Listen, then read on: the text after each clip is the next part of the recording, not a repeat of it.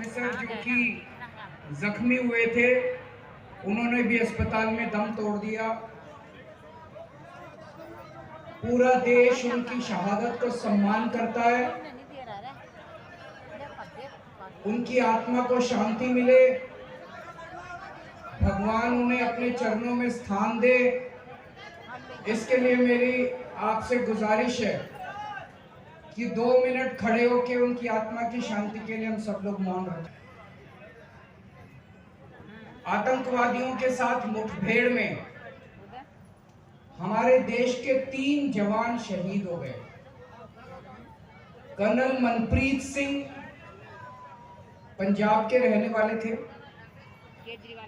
Major आशीष ढोंचक हरियाणा के रहने वाले थे,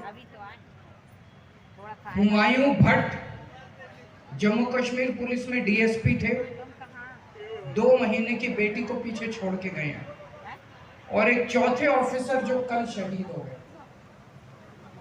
पूरा देश उनको सम्मान करता है, पूरा देश उनकी शहादत के ऊपर बहुत दुखी है। लेकिन दोस्तों, ज्यादा बड़ा दुख इस बात का है कि जिस वक्त उनकी शहादत की खबर आ रही थी, जिस वक्त वो आतंकवादियों के साथ मुठभेड़ कर रहे थे, मुठभेड़ करते हुए जिस वक्त वो शहीद हुए और शहादत की खबर पूरे देश में फैली, उस वक्त दिल्ली में भारतीय जनता पार्टी के हेडक्वार्टर के अंदर जश्न मनाया जा रहा था। हम ये मान सकते हैं कि जब बीजेपी वालों ने जश्न मनाना शुरू किया होगा तब तक खबर नहीं मिली होगी, लेकिन जिस वक्त वो जश्न मना रहे थे तब तक पूरे देश में खबर फैल चुकी थी। देश के प्रधानमंत्री, देश के रक्षा मंत्री, देश के गृह मंत्री, तीनों वहां पे बीजेपी हेडक्वार्टर में मौजूद थे और जश्न मना रहे थे। टीवी पे चल रहा था कि वहां पे हमारे 3 आर्मी ऑफिसर्स शहीद हो गए। क्या जश्न को रोका नहीं जाना चाहिए? जश्न को बीच में रोकना नहीं चाहिए था? क्या जश्न मनाना सही था? पूरे देश को बड़ा दुख हुआ। मैं देख रहा हूं आज 1 लाख से ज्यादा लोग यहां मौजूद हैं। दूर तक जहां तक नजर जा रही है लोग मौजूद हैं।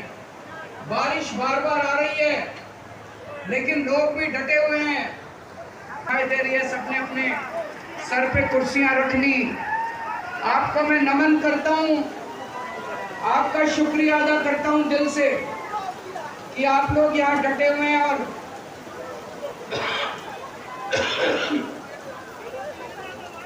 सारा देश इस बात से ज्यादा दुखी है। हमारा पहला दुख है कि हमारे 4 आर्मी ऑफिसर्स शहीद हो गए। हमारा दूसरा बड़ा दुख है कि हमारे देश, जब वो हमारे जवान, हमारे आर्मी ऑफिसर शहीद हो रहे थे और मुठभेड़ में मारे गए, हमारे देश के प्रधानमंत्री, गृह मंत्री और डिफेंस मिनिस्टर जश्न मना रहे हैं। तीसरा बड़ा दुख है, आज 4 दिन हो गए इस बात को। 4 दिन पहले वो मुठभेड़ में शहीद हुए थे। अभी तक प्रधानमंत्री ने उनके दुख में 2 शब्द नहीं बोले, एक ट्वीट नहीं किया। हर चीज पे ट्वीट करने वाले प्रधानमंत्री, हर चीज पे ट्वीट करने वाले गृह मंत्री।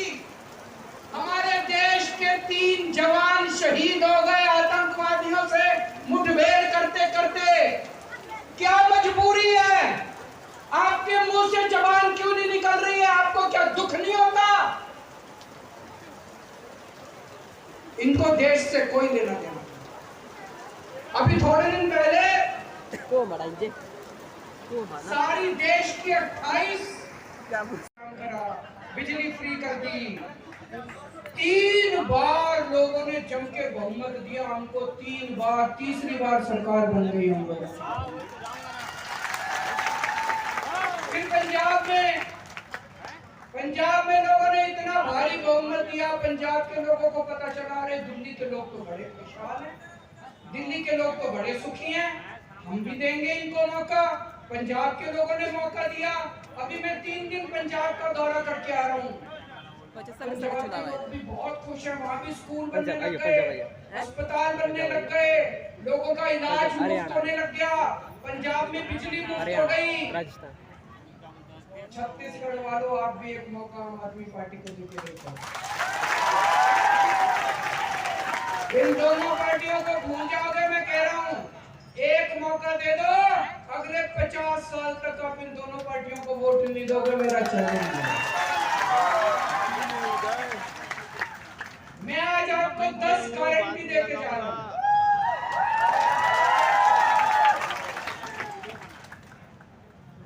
ये बीजेपी वाले आएंगे, कांग्रेस वाले आएंगे, कहेंगे शपथ पत्र है हमारा, संकल्प पत्र है, मैनिफेस्टो है। हमारा कोई मैनिफेस्टो नहीं होता, हम गारंटी देते हैं। आजकल इन्होंने हमारी गारंटी शब्द भी ले लिया। कांग्रेस वाले भी कहते हैं गारंटी देंगे, बीजेपी वाले भी कहते हैं गारंटी देंगे। उस पे भरोसा मत करना। केवल केजरीवाल की गारंटी असली गारंटी है, बाकी सब फर्जी गारंटी है। मैं आज आपको केजरीवाल की गारंटी देके जा रहा हूं। पहली गारंटी, आपके यहाँ बिजली आती है, पावर कट लगता है, बिजली जाती है, खूब जाती है बिजली, लंबा लंबा पावर कट लगता है। आज आपको गारंटी देके जा रहा हूं। पहले दिल्ली में भी 8-8 घंटे के पावर कट लगते थे।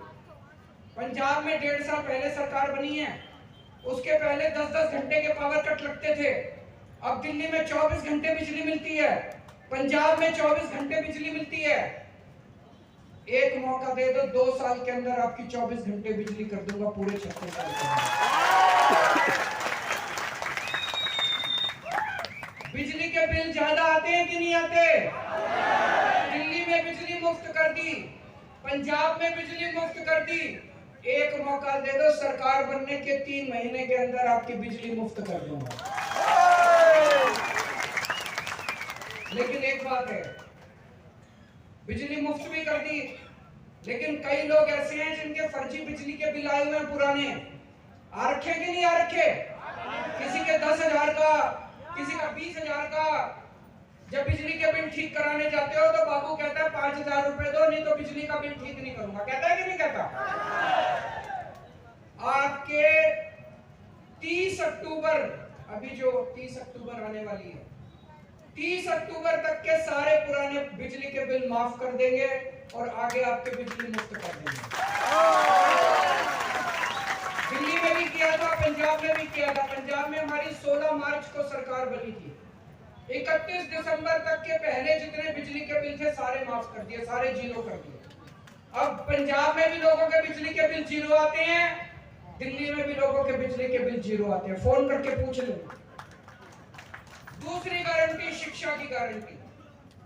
आपके बच्चे, मैं पूछना चाहता हूं, यहाँ पे कितने लोगों के बच्चे सरकारी स्कूल में पढ़ते हैं? हाथ खड़े करें। सरकारी स्कूल से खुश हो? खराब है सरकारी स्कूल? आपके बच्चे मेरे बच्चे, आपके बच्चों को मैं अपना बच्चा मान के, जैसी शिक्षा मैंने अपने बच्चों को दी है, ऐसे शानदार सरकारी स्कूल बना दूंगा। दिल्ली में सारे सरकारी स्कूल बदल दिए, पंजाब में सिलसिला शुरू हो गया। पहला सरकारी स्कूल अभी शानदार बनाया है, दिल्ली पंजाब के भी सारे स्कूल ठीक कर रहे हैं। छत्तीसगढ़ के सारे सरकारी स्कूल इतने शानदार बना देंगे, लोग अपने बच्चों को प्राइवेट से निकाल निकाल के सरकारी स्कूल में पढ़ाएंगे।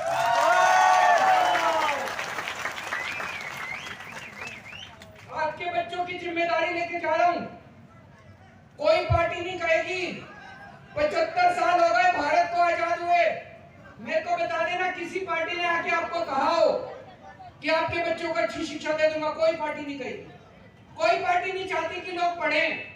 पार्टियां चाहती हैं लोग अनपढ़ रहेंगे तो हमारा वोट बैंक बन के रहेंगे, समझ नहीं रहेगी। मैं चाहता हूं आपके बच्चे तरक्की करें, मैं चाहता हूं आपके बच्चों को इंजीनियर बनाऊं, डॉक्टर बनाऊं, वकील बनाऊं, आपके बच्चों को बड़ा आदमी बनाऊं। आपके बच्चे डॉक्टर बनेंगे, इंजीनियर बनेंगे, तभी तो गरीबी दूर होगी। होगी कि नहीं होगी? आपके बच्चों की जिम्मेदारी लेके जा रहा हूं, आपके बच्चों को अच्छी शिक्षा दूंगा। और जितने कच्चे टीचर हैं सारे कच्चे टीचरों को पक्का करेंगे। अभी अभी भगवंत मान साहब ने 12,500 कच्चे टीचरों को पक्का किया पंजाब के अंदर पिछले हफ्ते।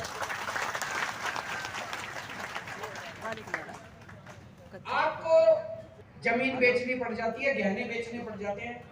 और बड़ी बीमारी तो छोड़ो, अभी हमारे छत्तीसगढ़ के अध्यक्ष बता रहे थे कि कैसे अगर छोटी बीमारी भी हो, प्रसव भी हो, तभी घाट के ऊपर लेके उसको दूर तक अस्पताल लेके जाना पड़ता है। अस्पताल आसपास गांव के अंदर कहीं नहीं है कि नहीं है?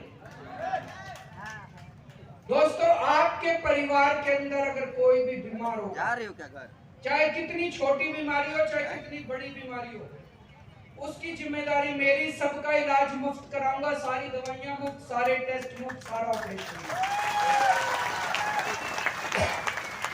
और ये कहने से नहीं होगा, ये केवल मैंने कह दिया, ऐसे नहीं होगा। उसके लिए हमें खूब सारे मोहल्ला क्लिनिक खोलने पड़ेंगे। दिल्ली में 550 मोहल्ला क्लिनिक चल रहे हैं, पंजाब में 650 मोहल्ला क्लिनिक शुरू हो गए। छत्तीसगढ़ के गांव गांव के अंदर मोहल्ला क्लिनिक खोलेंगे। आपके अपने बीमार आदमी को आपको खाट पे दूर लेके जाना नहीं पड़ेगा, आपके गांव में एक मोहल्ला क्लिनिक, गांव क्लिनिक खोलेंगे, गांव क्लिनिक। उसमें आपकी सारी दवाइयां फ्री होगी, सारे टेस्ट फ्री, सारा इलाज फ्री। और अगर बड़ी बीमारी हो जाए, आपके जितने सरकारी अस्पताल हैं, सारे सरकारी अस्पताल शानदार बनाएंगे, प्राइवेट से अच्छे बनाएंगे, उसमें सारा इलाज मुफ्त होगा। चाहे जितनी बड़ी बीमारी हो, 30 लाख 40 लाख रुपए का भी ऑपरेशन है, वो भी आपका फ्री में होगा, चाहे अमीर आदमी। पैसा कहां से आएगा इतना? ये जितनी पार्टियां कहती है सरकार तो घाटे में चल रही है, सरकार तो घाटे में चल रही है।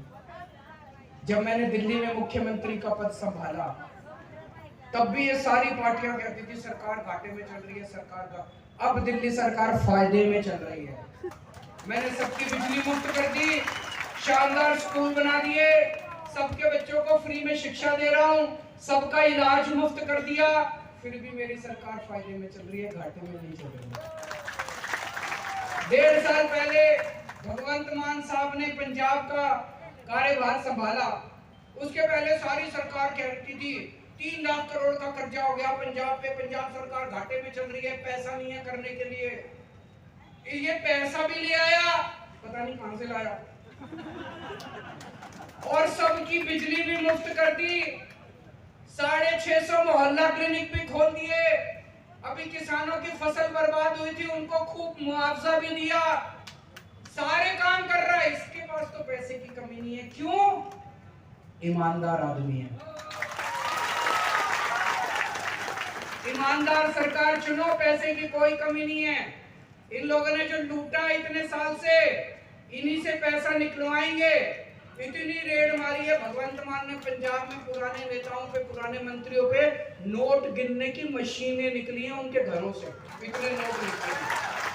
उन सारे नोटों से उनसे पैसा ले लेके, पैसा वापस ले लेके जनता का इलाज मुफ्त कर दिया, जनता की शिक्षा मुफ्त कर दी।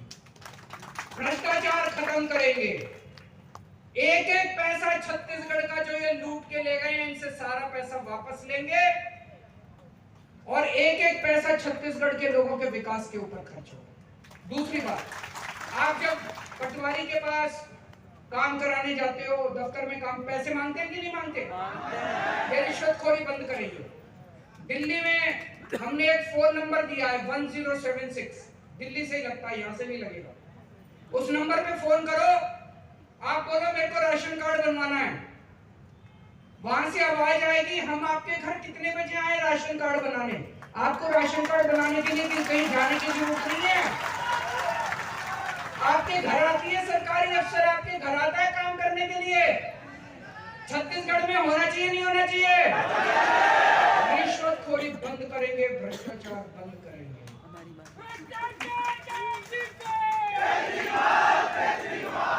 रोजगार का इंतजाम करेंगे अपने बच्चों के लिए। आज हमारे इतने सारे युवा यहाँ पे बेरोजगार घूम रहे हैं। दिल्ली में हमने लगभग 12 लाख बच्चों के लिए रोजगार का इंतजाम किया।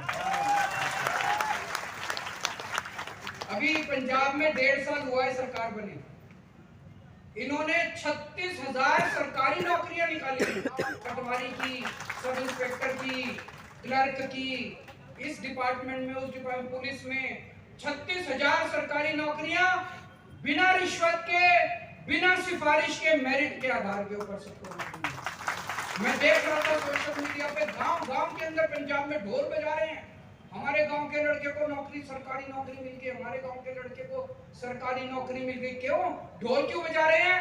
पहले सबको पता था रिश्वत देके होती थी, बिना रिश्वत के गरीबों के बच्चों को, आम लोगों के बच्चों को सरकारी नौकरी मिली। छत्तीसगढ़ में भी आपके लिए नौकरी का अभी 3 लाख प्राइवेट नौकरियों का इंतजाम किया भगवंत मान ने। 3 लाख, 36,000 सरकारी नौकरियां दी हैं, 3 लाख प्राइवेट नौकरियों का इंतजाम किया है। और जब तक आपके लिए भी, आपके बच्चों के लिए भी नौकरी का इंतजाम करेंगे, और जब तक नौकरी नहीं मिलती तब तक 3,000 रुपए हर महीने बेरोजगारी भत्ता दिया जाएगा।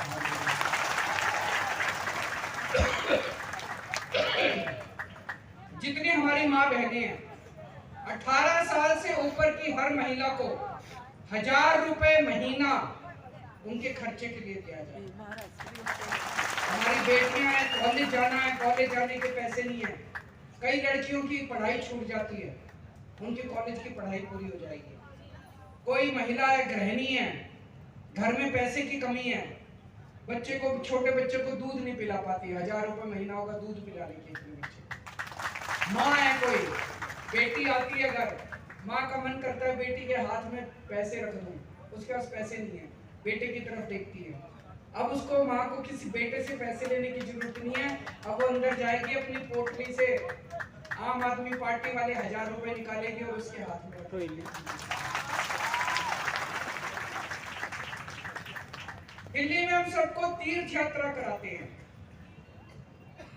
अयोध्या ले जाते हैं, हरिद्वार ऋषिकेश ले जाते हैं, द्वारकाधीश ले जाते हैं, रामेश्वरम ले जाते हैं, साईं बाबा ले जाते हैं, मथुरा वृंदावन ले जाते हैं, पुरी ले जाते हैं। बुजुर्गों को तीर्थ यात्रा कराते हैं, आना जाना, खाना पीना, रहना सब फ्री। घर से बस लेके जाती है, ट्रेन में बिठाती है, एसी ट्रेन में ले जाती है, एसी होटल में रुकवाते हैं, सारा कुछ फ्री। इतना आशीर्वाद देते हैं बुजुर्ग, इतना आशीर्वाद देते हैं। छत्तीसगढ़ के भी सारे बुजुर्गों को तीर्थ यात्रा कराऊंगा मैं, जहां जाओगे वहां ले जाएंगे, जिस तीर्थ यात्रा पे आपका मन करता है वहां लेके जाएंगे। अगर कोई दिल्ली का या पंजाब का रहने वाला कोई पुलिस वाला शहीद हो जाए, दिल्ली में पहले उसकी विधवा को एक सिलाई मशीन देती थी सरकार, ये तो अपमान है। अगर कोई पुलिस वाला अपनी ड्यूटी करते हुए शहीद होता है, उसकी विधवा को एक सिलाई मशीन मिलनी चाहिए। अगर कोई दिल्ली या पंजाब में रहने वाला कोई सैनिक बॉर्डर पे शहीद हो जाए, हमने अब इंतजाम किया है, कोई भी ऐसे पुलिस वाला या सैनिक शहीद होता है, उसके परिवार को 1 करोड़ रुपए की सम्मान राशि मुख्यमंत्री खुद उनके घर देके आते हैं। मैं भी उनके घर देके आता हूँ, मान साहब भी उनके घर देके आते हैं। छत्तीसगढ़ में भी इसको लागू करेंगे। करना चाहिए नहीं करना चाहिए? जितने कच्चे कर्मचारी हैं, मेरे को पता चला खूब हड़ताल पे, 24 घंटे बेचारों को हड़ताल पे रहना पड़ता है। सारे कच्चे कर्मचारियों को पक्का करेंगे। 28,000 कर्मचारियों को अभी तक मान साहब ने पक्का कर दिया पंजाब के अंदर। 28,000 सारे कच्चे कर्मचारियों को पक्का करेंगे और ये ठेका प्रथा बंद करेंगे। और सबसे बड़ी बात, आज ये यहाँ पे ढेर सारे आदिवासी समाज के लोग आए हुए हैं। देश को आजाद हुए 75 साल हो गए। इन 75 सालों में सबकी तरक्की हो गई, आदिवासी समाज पिछड़ा रहेगा। आदिवासी समाज के साथ सौतेला व्यवहार हुआ है। कोई सरकार, आदिवासी समाज जंगलों में रहता है और सारे इन बड़े बड़े नेताओं की, उद्योगपतियों की नजर, गंदी नजर आपके जल, जंगल और जमीन पे रहती है। पेशा कानून कहता है कि उसका मालिकाना हक आपका है, लेकिन ये मालिकाना हक देना नहीं चाहते आपको। पेशा कानून कहता है कि ग्राम सभा सारे निर्णय लेगी। ग्राम सभा जो निर्णय लेगी वो प्रधान प्रधानमंत्री भी उस निर्णय को नहीं पलट सकता। पेशा कानून में लिखा है, विधानसभा सुप्रीम है। आज तक सारी पार्टियों की सरकार आई, किसी ने लागू नहीं किया। क्यों? उनकी नीयत खराब थी, उनकी नजर आपके जल, जंगल, जमीन और जितने मिनरल्स हैं उसके ऊपर। हमारी नीयत साफ है, सरकार बनने के 1 महीने के अंदर पेशा कानून लागू कर देंगे और ग्राम सभा को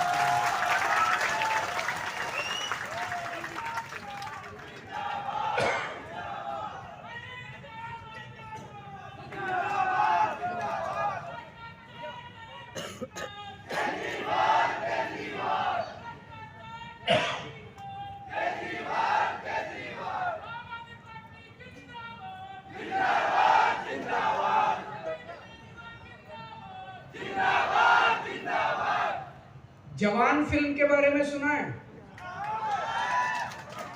किस किस ने देख ली? बाकी जने भी देख लेना, बहुत अच्छी पिक्चर है। शाहरुख खान का उसमें एक डायलॉग है, वोट मांगने आएंगे, धर्म के नाम पे वोट मांगेंगे, जाति के नाम पे वोट मांगेंगे। धर्म के नाम पे वोट मत देना, जाति के नाम पे वोट मत देना। जब वोट मांगने आए तो उनसे पूछना हमारे बच्चों की शिक्षा के लिए क्या करोगे। जब वोट मांगने आए तो उनसे पूछना मेरे घर में कोई बीमार हो जाएगा, उसके इलाज के लिए क्या करोगे। ऐसा बोलते हैं कि नहीं बोलते शाहरुख खान? सुना है डायलॉग? आज पूरे देश में एक ही पार्टी है जो आपके बच्चों की शिक्षा के लिए और आपके इलाज के लिए काम करती है। कोई पार्टी काम नहीं करती। 75 साल हो गए। इन 75 सालों में अगर इन पार्टियों ने काम कर लिया होता तो हम लोगों को आम आदमी पार्टी बनाने की जरूरत नहीं पड़ती। हम नेता बनने नहीं आए, हमें नेतागिरी करनी नहीं आती, हमें राजनीति करनी नहीं आती। मैं इनकम टैक्स में कमिश्नर था। भगवंत मान साहब बहुत बड़े आर्टिस्ट थे, टीवी पे आया करते थे। हम खुश थे अपनी जिंदगी में। अगर इन पार्टी वालों ने, इन नेताओं ने 75 साल में कुछ कर लिया होता तो शाहरुख खान को जवान बनाने की जरूरत नहीं पड़ती, हमको आम आदमी पार्टी बनानी केवल आम आदमी पार्टी। खुल के मैं बोल रहा हूं और मैं चैलेंज करता हूं, कोई और पार्टी का नेता बोल दे कि मेरे को वोट दो, मैं आपके बच्चों के लिए अच्छी शिक्षा का इंतजाम करूंगा, मैं आपके बच्चों के लिए स्कूल बनाऊंगा, आपके बच्चों के लिए रोजगार का इंतजाम करूंगा। हमें वोट दो, हम आपके लिए अस्पताल बनाएंगे, मोहल्ला क्लिनिक बनाएंगे, आपके घर के लोगों को अगर बीमार होंगे तो उनके इलाज का इंतजाम करेंगे। कोई पार्टी नहीं बोलती है, केवल आम आदमी पार्टी बोलती नहीं है, करके दिखाया है। अच्छा एक चीज बताओ, नेता किस टाइम काबू में आता है? चुनाव के टाइम में, है ना? केवल चुनाव के टाइम में काबू में आता है नेता, बाकी 5 साल शक्ल नहीं दिखाते। 5 साल चुनाव के टाइम में आते हैं, आपके सामने आपके पैर भी पड़ते हैं, फोटो भी खिंचाते हैं आपके साथ, आपकी जी हजूरी भी करते हैं, झूठे झूठे वादे करके जाते हैं। अब इनको बड़ी तकलीफ हो रही है, रोज चुनाव होते हैं, कभी विधानसभा चुनाव, कभी लोकसभा चुनाव, कभी पंचायत के चुनाव, कभी निगम के चुनाव, कभी काउंसिल के चुनाव। इनको बड़ी तकलीफ हो रही है, ये रोज रोज जनता में जाना पड़ता है। इनके ऐशो आराम, इन्होंने खूब अय्याशी कर रखी है, इनके ऐशो आराम में फर्क पड़ रहा है। तो अब ये कि जुमला लेके आए हैं, 1 नेशन 1 इलेक्शन। कह रहे 5 साल में एक ही बार करा लेंगे सारे चुनाव, फिर 5 साल ऐश करेंगे, 4.5 साल पूरी दुनिया में घूमेंगे, पेरिस जाएंगे, अमेरिका जाएंगे, कनाडा जाएंगे, न्यूयॉर्क जाएंगे, टोक्यो जाएंगे, खूब घूम घाम के 4.5 साल बाद आएंगे, फिर आपके सामने आ जाएंगे। कह रहे 1 नेशन 1 इलेक्शन कभी मत होने देना। मैं तो कहता हूँ हर महीने चुनाव होने चाहिए ताकि आपके बीच में आते रहेंगे। होना चाहिए कि नहीं होना चाहिए? ये इनकी नीयत खराब है, इनके दिल में खोट है, काला है इनके दिल में, जो कह रहे हैं 1 नेशन 1 इलेक्शन। अरे 1 नेशन 1 इलेक्शन नहीं होना चाहिए, 1 नेशन 1 एजुकेशन। 1 nation 1 education. अमीर के बच्चों को जैसी शिक्षा मिलती है, मेरे गरीब के बच्चों को भी वैसी शिक्षा मिलनी चाहिए। एक वैसी शिक्षा होनी चाहिए कि नहीं होनी चाहिए? जिस स्कूल में अमीरों के बच्चे पढ़ते हैं, जैसी शिक्षा अमीरों के बच्चों को मिलती है, ऐसे ही सरकारी स्कूल होने चाहिए, ऐसी शानदार शिक्षा मेरे किसानों को और मजदूरों को, आदिवासियों को, दलितों को वैसी शिक्षा मिलनी चाहिए। मिलनी चाहिए कि नहीं मिलनी चाहिए? हमें वन नेशन वन इलेक्शन नहीं चाहिए, हमें वन नेशन वन एजुकेशन चाहिए। मेरे साथ जोर से बोलो, one nation one education, one nation one education. हमें वन नेशन वन स्वास्थ्य चाहिए। जैसा इलाज अमीरों को मिलता है वैसा इलाज गरीबों को भी मिलना चाहिए। मेरे घर में कोई बीमार हो, मैं दर दर की ठोकरें खाता हूं, पैसे नहीं है मेरे पास, जेवर बेचना पड़ता है, जमीन बेचनी पड़ती है। क्यों? भारत में पैदा हुआ हूं, भारत सरकार की जिम्मेदारी है कि अगर मेरे घर में कोई बीमार हो तो मेरे को अच्छा इलाज मिलना चाहिए।